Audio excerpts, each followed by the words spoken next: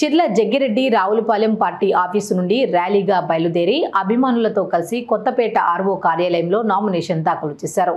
ప్రభుత్వ whip MLA Chirla Jaggi Reddy ఈ nomination కార్యక్రమానికి నియోజకవర్గ నలుమూలల నుండి ప్రజలు, వైఎస్ఆర్ కాంగ్రెస్ పార్టీ కుటుంబ సభ్యులు, ముఖ్యమంత్రి జగన్, ఎమ్మెల్యే చిర్ల జగ్గిరెడ్డి అభిమానులు భారీగా తరలివచ్చారు.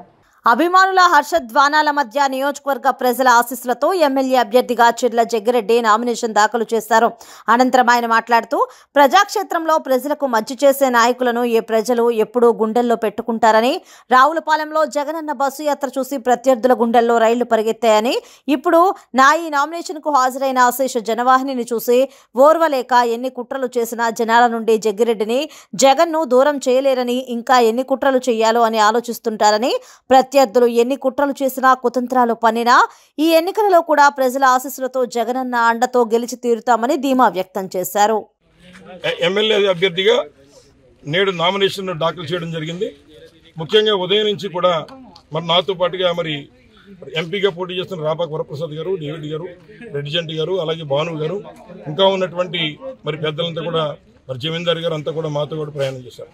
ముఖ్యంగా ఈరోజు ఉదయం నుంచి కూడా ప్రజలంతా తండోపతండాలుగా వచ్చి 5 సంవత్సరాలు జగన్మోహన్ రెడ్డి గారు చేసినటువంటి సంక్షేమ అభివృద్ధి ఫలాలకి మేము రుణం తీర్చుకుంటాం, ఏదైతే 4-5 పార్టీలు కలిసి వచ్చేదో చేద్దామని ఆలోచన చేసినప్పటికీ మేమైతే మీకు అండగా ఉన్నాం, ప్రజలతో మీకు పొత్తుంది కాబట్టి వైఎస్ఆర్సీపీని గెలిపించుకుంటాం అనే విధంగా ఇవాళ కొత్తపేట నియోజకవర్గం నుంచి ఉవ్వెత్తున నేను గతంలో 5 ఎలక్షన్లో పోటీ చేశాను.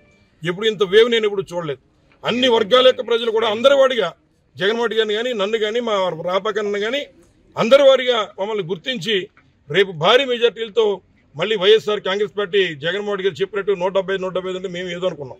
ఇంత వేవ్ మేము ఇప్పుడు ఎక్స్పెక్ట్ చేయలేదు. అలాగే గోదావరి వేసవకాలంలో పొంగినట్టు ఇవాళ వరదలు చూసాం మేము. కొత్తపేట నియోజకవర్గంలో ఉవ్వెత్తిన జనమంతా కూడా వచ్చి నామినేషన్ దాఖలు చేయించినందుకు మా కుటుంబం తరపున వారందరికీ పేరు పేరున ధన్యవాదాలు, కృతజ్ఞతలు తెలియజేస్తూ ఎప్పటికీ వారికి రుణపడి ఉంటానని మరొకసారి మనవి చేస్తూ, అలాగే మాకు అన్ని రకాల సహాయ సహకారాలు అందిస్తున్నటువంటి మా పత్రికా విలేకరులు అందరూ కూడా ఫ్యాన్ గుర్తుకు ఓటేసి 175 ఇవ్వాలని మిమ్మల్ని కూడా కోరుతూ మా మాటగా ప్రజలకు తీసుకెళ్లాలని కోరుతూ సెలవు తీసుకుంటున్నాను.